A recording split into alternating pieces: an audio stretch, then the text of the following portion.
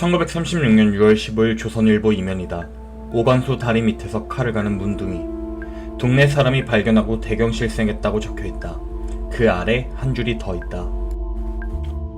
여기는 심야 괴담 기록입니다. 오늘의 기록은 실제 사건을 바탕으로 합니다. 경찰 측은 부인 일관. 경찰은 그런 일 없다고만 했다는 뜻이다. 기사와 경찰이 같은 지면에서 엇갈린다. 그 여름 내내 이 엇갈림이 반복된다. 그해 여름 조선 전역에 소문이 돌았다. 문둥이가 아이를 잡아간다는 소문이었다. 소문은 사실이 아니었다. 신문도 경찰도 아니라고 했다. 그런데 그 여름이 끝나고 남은 것은 소문들을 낸 사람들에 대한 처벌이 아니었다. 섬 하나가 채워졌다. 그 과정이 지면에 그대로 남아있다.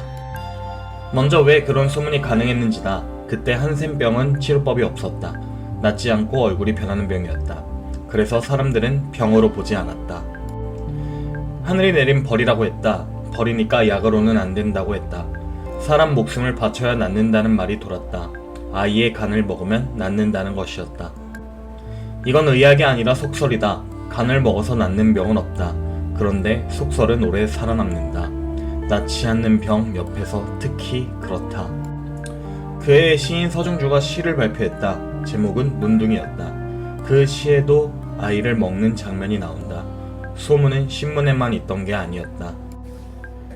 그리고 그해 봄부터 비가 오지 않았다. 동아일보 6월 17일 지면을 보면 강원 일대 모내기가 2할 4푼이라고 적혀있다. 24%라는 뜻이다. 심어야 할 논의 4분의 1만 심었다. 같은 지면 옆줄에는 고창이 나던 삼남도 크게 나쁘다고 적혀있다. 하루만 더 비가 안 오면 형작을 면하기 어렵다고 했다. 가문과 소문은 상관없어 보인다. 그런데 동아일보 6월 19일 오면 단신란에 이렇게 적혀있다. 평강, 한소 중에 문둥이 소문으로 인심이 소란. 한소는 가문소동이다. 가문소동 중에 문둥이 소문이 겹쳤다는 말이다. 신문이 두 개를 한 문장에 붙여놨다. 7월 10일자에도 같은 배치가 나온다. 불안한 사람은 설명을 찾는다. 비가 안 오는 이유는 설명이 안 된다. 비는 아무도 어쩌지 못한다. 그런데 소문은 범인을 준다.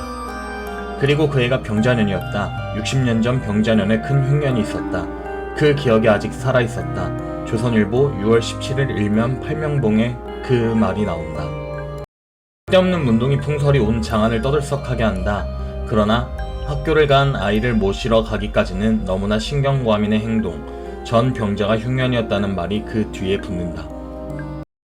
소문이 신문에 처음 잡힌 건 6월 14일이다. 동아일보 이면 왕십리에 속을 둔 나환자의 법행.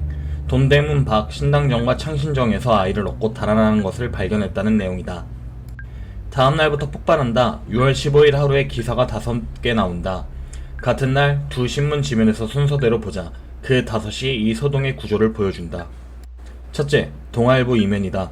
시중의 나병꾼이 횡행, 곳곳에 문둥이 소동, 가정마다 불안, 공포. 둘째, 같은 지면이다. 옥인정에도 출연, 군중이 소동. 백주장 안에 배회한다 하여 수백 명이 모였다가 경찰 출동으로 해산했다. 수백 명이 모였다. 무엇을 보러 모였는지는 적혀있지 않다. 모인 사람들이 하려던 일도 적혀있지 않다. 경찰이 해산시켰다는 것만 있다. 셋째, 조선일보 이면이다. 용두교 아래 의문의 시체, 안암정에서 매맞은 문둥이인 듯. 동부, 주민, 인심, 불안.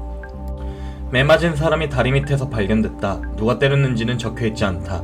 신문은 이 시체와 소문을 인과로 잊지 않았다. 나도 잊지 않겠다.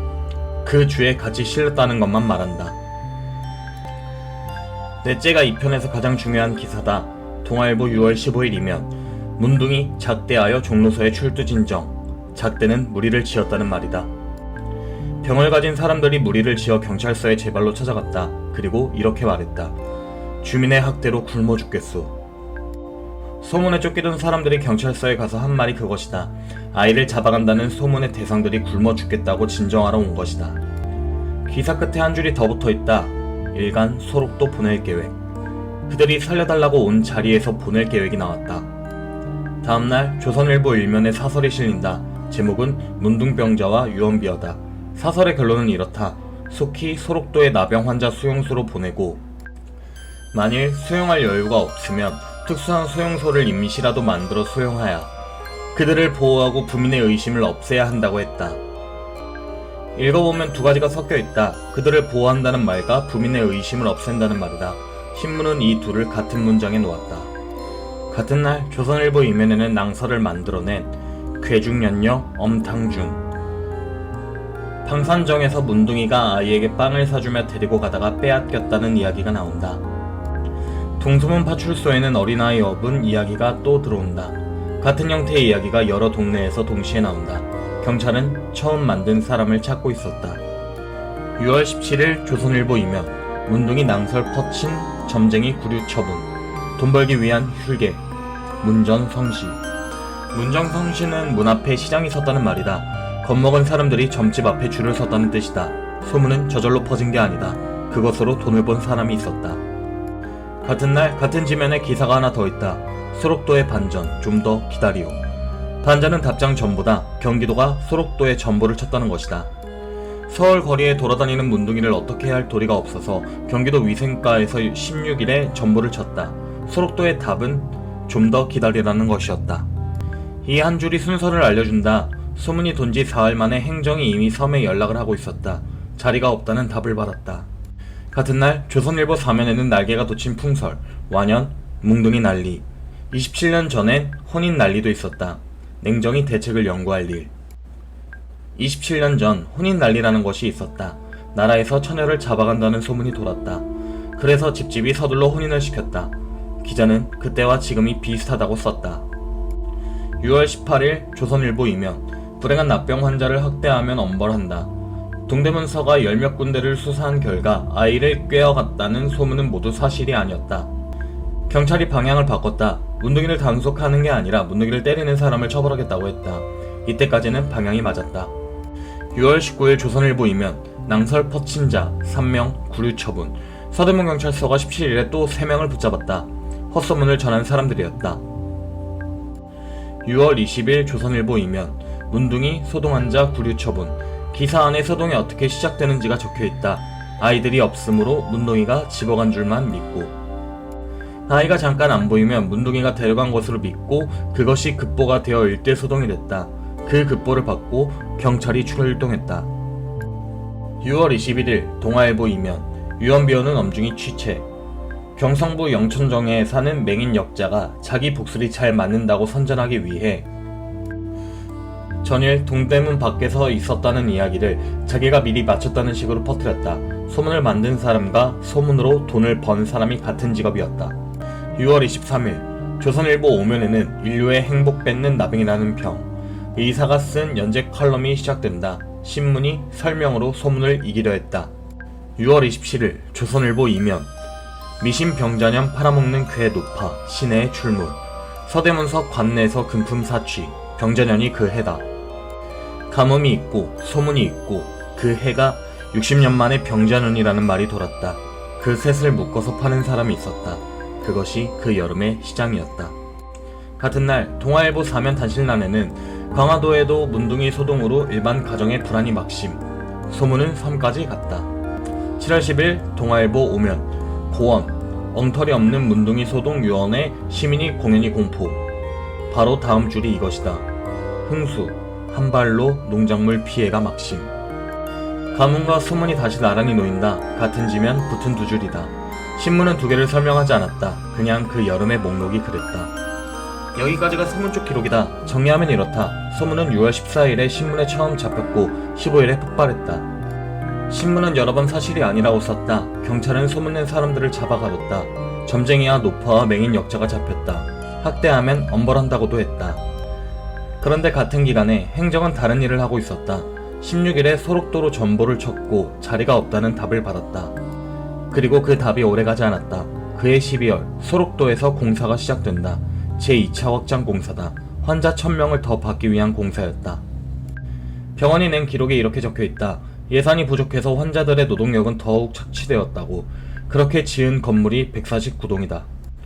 소록도는 전라남도 고흥 앞바다의 섬이다. 1916년에 요양소가 생겼고 1933년에 총독부가 섬 전체를 샀다.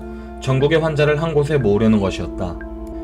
그 전해인 1935년에 조선 나예방령이 공포됐다. 환자를 강제로 수용할 수 있는 법이다. 법은 이미 있었다. 법이 있고 섬이 있었다. 그리고 그 섬에는 감금실이 있었다. 수용소 안에 다시 가두는 방이다. 나가려 하면 그 방에 들어갔다. 이듬해 기사들을 보면 어디로 갔는지가 나온다. 1937년 10월 16일 동아일보 이면 문둥이 20여 명 소록도 향발. 외관에서 집집으로 걸식하며 다니는 환자를 경상북도가 보냈다는 내용이다. 같은 해 10월 27일에는 산청과 여수 기사가 같은 날 실린다.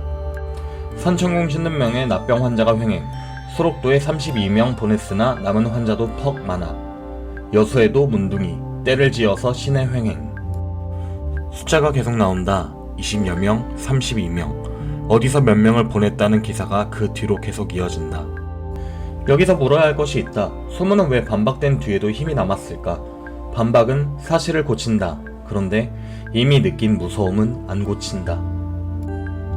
무서움은 사실보다 오래간다. 그리고 정책은 사실이 아니라 사람들이 무엇을 원하는지를 따라간다. 그때 사람들이 원한 것은 격리였다. 그 여름에 무슨 일이 있었는지 다시 보면 소문을 낸 사람 몇이 갇혔다. 점쟁이와 노파와 역자가 잡혔다. 그리고 병을 가진 사람들이 섬으로 갔다. 소문이 겨눈 대상과 결과를 받은 대상이 같다. 소문은 틀렸는데 그 소문이 지목한 사람들이 대가를 치렀다. 6월 15일에 종로서로 걸어 들어간 사람들은 살려달라고 간 것이었다. 기사 마지막 줄은 일간 소록도 보낼 계획이었다. 그 사이에 아무 다리도 놓여있지 않다. 이 기사들은 지금도 볼 수 있다. 조선일보와 동아일보 지면에 날짜와 면까지 남아있다. 지어낸 이야기가 아니다. 무서운 이야기를 하나 골라왔는데 귀신은 나오지 않았다. 아이를 잡아가는 것은 없었다. 그런데 사람들은 사라졌다. 소문이 사실이 아니어도 소문은 일을 한다. 1936년 여름이 그것을 신문 22장에 남겼다. 그 여름 이후로 같은 소문이 여러 번 다시 돌았다. 다음에 그 소문을 들으면 이 날짜들을 떠올려도 좋겠다.